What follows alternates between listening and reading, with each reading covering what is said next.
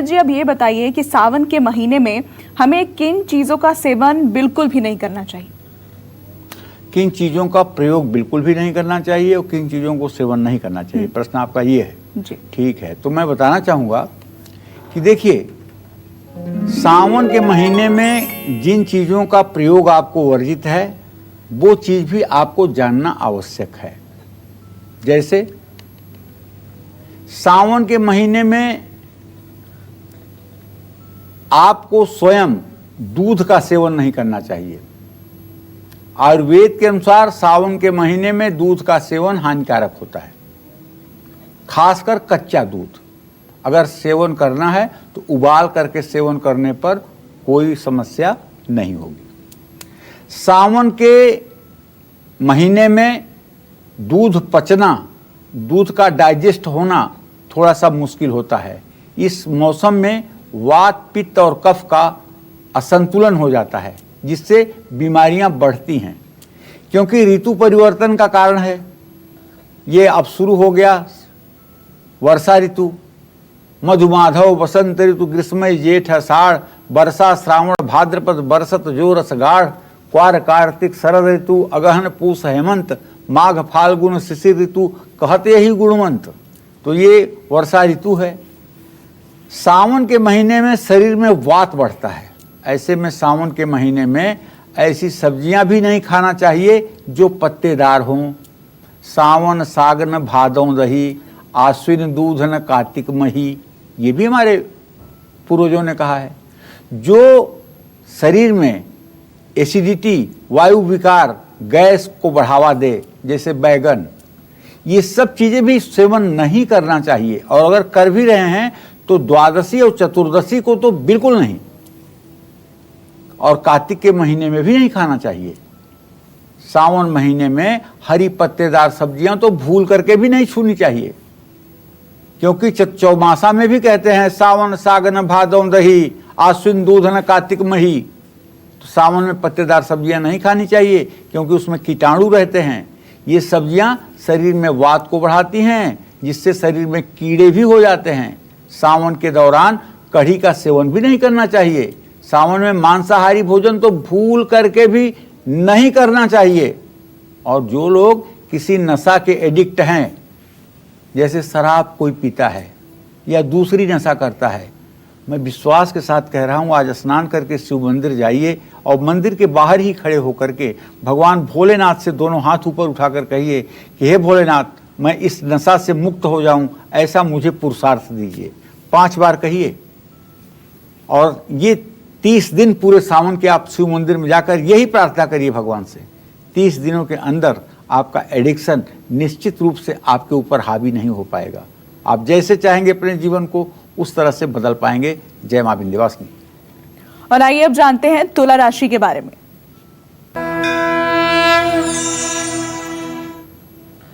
देखिए, तुला राशि के जातकों को चाहिए कि पूरे सावन में भगवान शिव का गाय के घी और सुगंधित इत्र से या सुगंधित तैल से अभिषेक करें। ओम त्र्यंबकम यजामहे सुगंधिम पुष्टिवर्धनम। ध्यान दीजिए, सुगंधिम पुष्टिवर्धनम। सुगंधि क्या करती है? पुष्टि का वर्धन करती है। इसीलिए कह रहा हूं ना, इत्र से या सुगंधित तैल से भगवान शिव के शिवलिंग का अभिषेक करना चाहिए। और पीतल या चांदी की प्लेट में माखन मिश्री का भोग भी लगाना चाहिए। अगर पीतल और चांदी का प्लेट नहीं है तो केला के पत्ते पर भी लगा सकते हैं।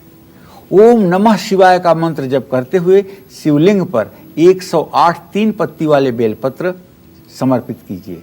सावन में किसी जरूरतमंद व्यक्ति को वस्त्र दान करिए। सावन में केसर की मिठाई भगवान शिव को अर्पित करिए, सभी मनोकामना पूरी होगी।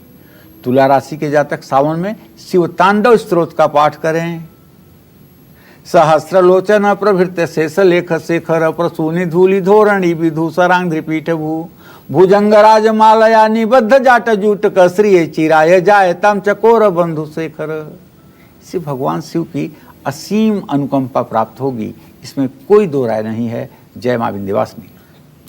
और चलिए अब बात कर लेते हैं वृश्चिक राशि वालों की।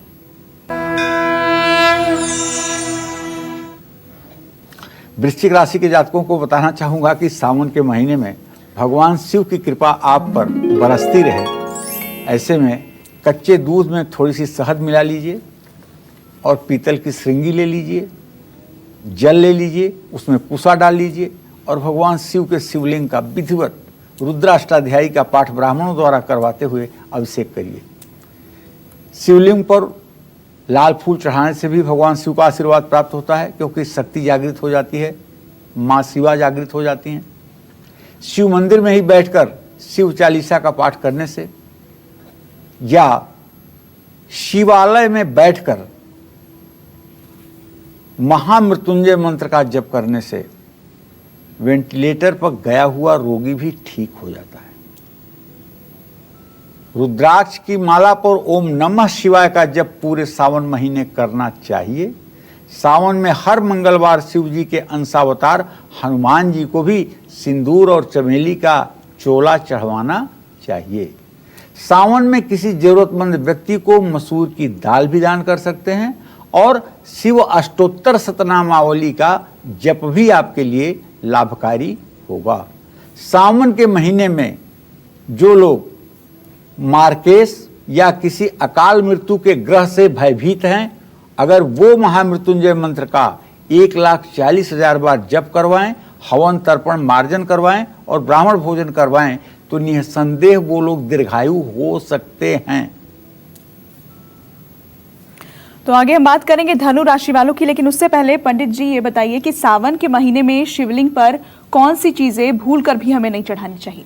हाँ, हमारे सनातन धर्म में बहुत सी चीज़ हैं जो भिन्न भिन्न देवी देवताओं को अर्पित नहीं की जाती हैं। उसके पीछे भी कारण है, लेकिन अब मैं कारण बताने लगूंगा तो कार्यक्रम का बहुत विस्तार हो जाएगा और कंटेंट छूट जाएगा।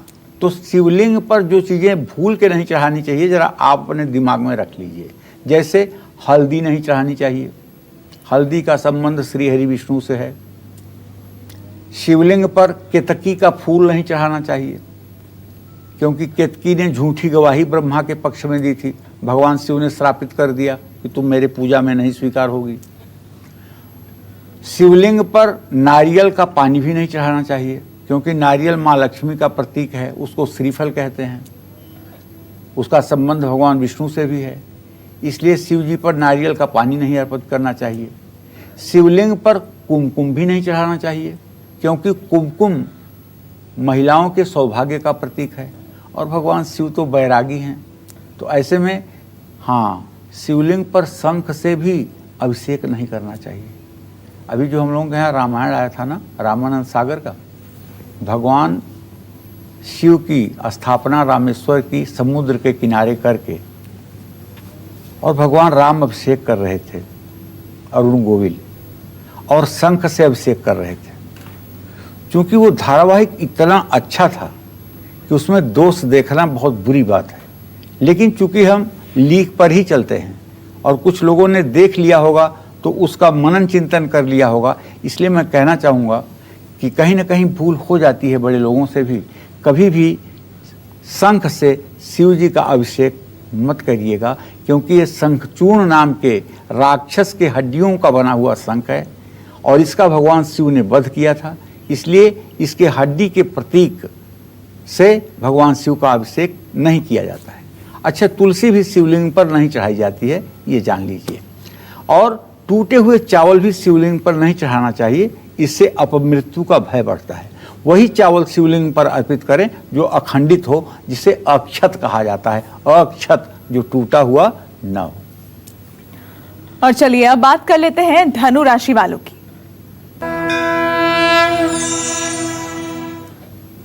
देखिए, धनु राशि के जातकों को बताना चाहूँगा, भगवान शिव की कृपा पाने के लिए दूध में केसर मिला करके भगवान शिव का आप अभिषेक कर सकते हैं चांदी की श्रृंगी से। हर रोज शिवलिंग पर बेलपत्र, सफ़ेद मंदार के फूल समर्पित कर सकते हैं। शिवलिंग पर चने की दाल और पीले फूल भी अर्पित किए जा सकते हैं। रुद्र गायत्री मंत्र जो है, ओम तत्पुरुषाय विद्महे महादेवाय धीमहि तन्नो रुद्र प्रचोदयात्, इस मंत्र का भी जप आप यथासंभव कर सकते हैं। गरीब बच्चों में बेसन के लड्डुओं का प्रसाद बांटें, केला, आम, पपीते का दान करने से भी लाभ मिलेगा।